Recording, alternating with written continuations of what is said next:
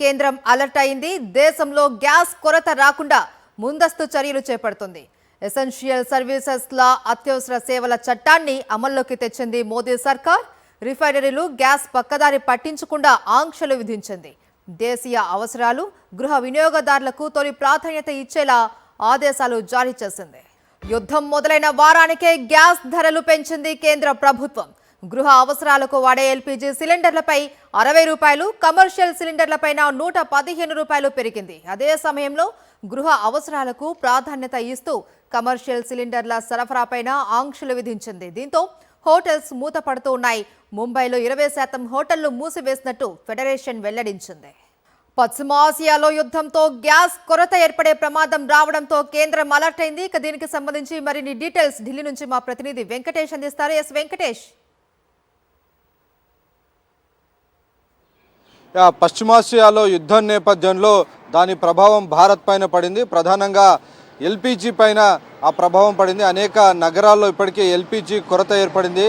ముంబై, బెంగళూరులోని హోటల్ అసోసియేషన్లు ఇప్పటికే దాదాపు 25% వరకు హోటళ్లను క్లోజ్ చేసినట్టుగా ప్రకటించాయి.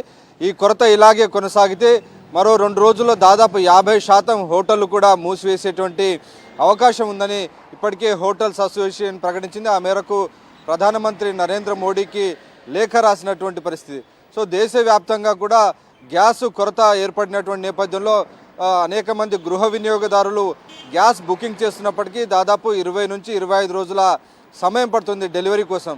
సో గతంలో కేవలం 24 గంటల నుంచి 48 గంటల వ్యవధిలో గ్యాస్ బుకింగ్ చేసిన వెంటనే డెలివరీ ఉండేది. కానీ ప్రస్తుతం యుద్ధం కొనసాగుతున్నటువంటి నేపథ్యంలో డెలివరీ సమయం దాదాపు 25 రోజుల వరకు పెరిగింది.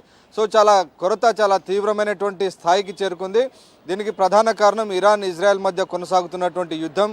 అలాగే ఖతార్ నుంచి భారీ ఎత్తున భారత్కు గ్యాస్ ఉత్పత్తి అవుతుంది. సో హర్ముజ్ జలసంధిని మూసివేయడం, అక్కడ ఉన్నటువంటి యుద్ధం నేపథ్యంలో హర్ముజ్ జలసంధి నుంచి అనేక చమురు నౌకలు, గ్యాస్ నౌకలు రావడం అనేది చాలా ఆలస్యం అవుతుంది. వచ్చేటువంటి నౌకలపైన కూడా దాడి చేస్తామని ఇరాన్ ప్రకటించినటువంటి నేపథ్యంలో ఈ కొరత ఏర్పడింది. ఈ నేపథ్యంలో కేంద్ర ప్రభుత్వం ఎసెన్షియల్ సర్వీసెస్ యాక్ట్ను కూడా ఇన్వోక్ చేసింది. డెఫినెట్గా కేవలం గృహ వినియోగదారులకు మాత్రమే ప్రాధాన్యత ఇవ్వాలని స్పష్టం చేసింది. సో ఎవరైతే గృహ వినియోగదారులు బుకింగ్ చేస్తారో వారికి త్వరగా డెలివరీ చేసే దిశగా చర్యలు తీసుకోవాలని కేంద్ర ప్రభుత్వం ఆదేశించింది. ఆ మేరకు ఈ చట్టాన్ని కూడా ఇన్వోక్ చేసినటువంటి పరిస్థితి. అలాగే ఆయిల్ కంపెనీస్ కేవలం ఎల్పీజీని ఉత్పత్తి చేసే విధంగా, ఎల్పీజీ ఉత్పత్తిని అత్యధికం చేసే విధంగా చర్యలు తీసుకోవాలని కూడా అన్ని ఆయిల్ కంపెనీలకు లేఖ రాసింది. దీన్ని పర్యవేక్షించేందుకు 3 సభ్యులతో కలిపినటువంటి ఒక ప్యానెల్ను కూడా ఏర్పాటు చేసినటువంటి పరిస్థితి. సో ఈ పరిస్థితి రోజు రోజుకు ఇది తీవ్రమైనటువంటి అవకాశం మనకు కనబడుతుంది. యుద్ధం కూడా ఇప్పట్లో ముగిసేటువంటి పరిస్థితి కనిపించట్లేదు. యుద్ధం రోజు రోజుకు ఇంకా ముదురుతోంది.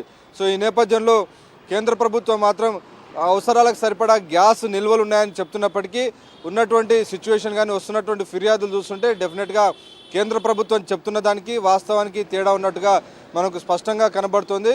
సో యుద్ధం ప్రభావం కారణంగా ఏర్పడినటువంటి కొరతను అధిగమించేందుకు కేవలం హౌస్ హోల్డ్కు ఎల్పీజీకి సంబంధించి డొమెస్టిక్ అవసరాలకు మాత్రమే, గృహ అవసరాలకు మాత్రమే ప్రాధాన్యత ఇవ్వాలి. కమర్షియల్ అవసరాలకు కానీ ఇతరత్ర గ్యాస్ ఉత్పత్తికి కానీ వాటిపైకి ప్రయారిటీ ఇవ్వద్దని కేంద్ర ప్రభుత్వం స్పష్టం చేసింది. సో దీని ఫలితంగా ఫెర్టిలైజర్స్ తయారీ కూడా భారీ ఎత్తున గ్యాస్ ఉపయోగిస్తుంటారు. సో ఫెర్టిలైజర్ పరిశ్రమ కూడా పూర్తిగా దెబ్బతినేటువంటి పరిస్థితి ఉంది. సో దాని యొక్క ప్రొడక్షన్ కూడా తగ్గిపోయేటువంటి అవకాశాలు మనకు కనబడుతున్నాయి. సో గ్యాస్ కొరత కారణంగా దేశవ్యాప్తంగా అనేక రంగాలపైన ప్రభావం కనబడుతుంది. సో ఇమ్మీడియట్ ఎఫెక్ట్ అయితే మనకు హోటల్స్ పైన కనబడుతుంది. హోటల్స్ అన్నీ కూడా కమర్షియల్ గ్యాస్ను ఉపయోగిస్తాయి. ఇప్పటికే కమర్షియల్ గ్యాస్ పైన రేటును దాదాపు 120 రూపాయలకు పైగా కేంద్ర ప్రభుత్వం పెంచింది. ఎల్పీజీ డొమెస్టిక్ సంబంధించి దాదాపు 60 రూపాయలు పెంచినటువంటి పరిస్థితి.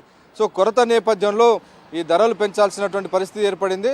సో ఇమ్మీడియట్ ఎఫెక్ట్ అయితే ఇప్పటికే బెంగళూరు, ముంబైలో ఉన్నటువంటి హోటల్స్ అయితే మూతపడుతున్నటువంటి సందర్భం మనకు కనబడుతుంది. సో ఇదే రకమైనటువంటి సిచ్యువేషన్ హైదరాబాద్లో ఉన్నటువంటి హోటల్స్ కూడా ఎదురవుతున్నటువంటి వార్తలు వస్తున్నాయి. సో మొత్తానికి ఈ నేపథ్యంలో ఈ కమర్షియల్ అవసరాల కంటే గృహ అవసరాలకు మాత్రమే ప్రాధాన్యత ఇవ్వాలని కేంద్ర ప్రభుత్వం సూచించిన నేపథ్యంలో ఆ దిశగా ప్రభుత్వం అడుగులు వేస్తోంది.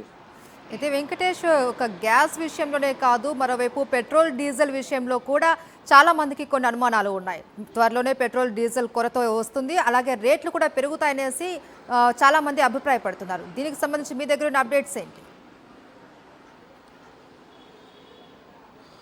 డెఫినెట్గా గ్యాస్తో పాటు ఈ పెట్రోల్ డీజిల్ ధరలు కూడా పెరిగే అవకాశాలు చాలా స్పష్టంగా కనబడుతున్నాయి.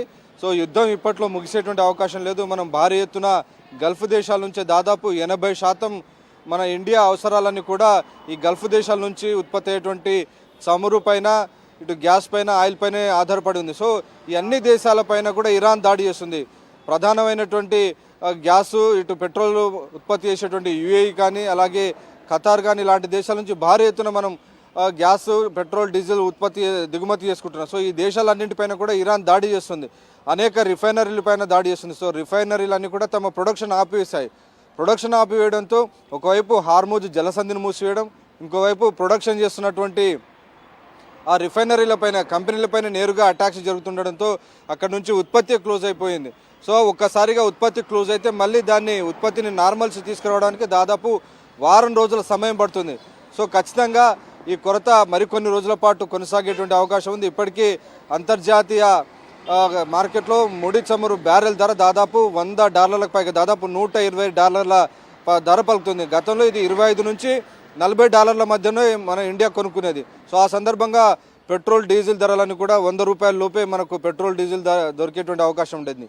కానీ ఇప్పుడు అంతర్జాతీయ మార్కెట్లో ఏకంగా 2 రెట్లు పెరిగినటువంటి పరిస్థితి మనం చూసాం. ఏకంగా చమురు బ్యారెల్ ధర $120 వరకు చేరింది. సో డెఫినెట్గా ఆయిల్ కంపెనీలు కూడా ఎక్కువ రోజులు దీన్ని మేనేజ్ చేసేటువంటి అవకాశం లేదు. ఆ భారాన్ని వినియోగదారుల నెత్తిన వేసేటువంటి అవకాశం ఉంది. కాబట్టి ఈ సిచ్యువేషన్ ఎప్పటిదాకా కొనసాగుతుంది? యుద్ధం త్వరలో ఎండ్ కార్డు పడితే తప్ప ఈ అనిశ్చిత పరిస్థితులు కొనసాగేటువంటి అవకాశం లేదు. కానీ ఇరాన్ మాత్రం తాము లొంగిపోయేది లేదు, అమెరికాను ఎదుర్కొంటామని చెప్పి ఇరాన్ ఇంకా ప్రతిదాడులు కొనసాగిస్తోంది. అనేక గల్ఫ్ దేశాలపైన కొద్దిసేపటి కిందటే మనం విన్న దుబాయ్ ఎయిర్పోర్ట్ను కూడా క్లోజ్ చేసినట్టు తెలిసింది. సో ఇంకా ఉద్రిక్తతలు చాలా తీవ్రమైనటువంటి స్థాయిలో కొనసాగుతున్నాయి. రిఫైనర్లను టార్గెట్గా చేసుకొని ఇరాన్ దాడులు చేస్తుంది. సో ఎకానమీని డీస్టెబిలైజ్ చేయాలని ఇరాన్ ప్రయత్నిస్తుంది. ఇరాన్ దగ్గర ఇప్పుడు నేవీ కానీ, ఎయిర్ ఫోర్స్ కానీ లేదు. ఇరాన్ దగ్గర ఉన్నటువంటి పరిమితమైనటువంటి ఆయుధాలతో ప్రపంచంలో ఉన్నటువంటి ఆర్థిక వ్యవస్థను నష్టం చేయాలి. దాని ద్వారా ఇతర ప్రపంచ దేశాలపైన ప్రెషర్ పెరిగి దాని ద్వారా అమెరికాను కంట్రోల్లోకి తీసుకురావాలి. అమెరికాను తమ పైన బాంబులు వేయకుండా అమెరికా నిరోధించాలనేది ఇరాన్ వ్యూహం. సో అందులో భాగంగానే ప్రధానంగా గల్ఫ్లో ఉన్నటువంటి చమురు కంపెనీలపైన దాడులు చేస్తూ కంప్లీట్గా సప్లై చైన్ అంతా కూడా డిస్రప్ట్ చేస్తుంది. దాని ఫలితంగా ప్రపంచ దేశాలు అమెరికా పైన ఒత్తిడి చేసి తమ పైన యుద్ధాన్ని ఆపించే దిశగా ఇరాన్ ఈ వ్యూహాలు పన్నుతుంది. సో ఆ వ్యూహాల నేపథ్యంలోనే ఇండియా సహా అనేక దేశాలు కూడా ఈ కొరతను ఎదుర్కొంటున్నాయి. Right, thank you Venkatesh.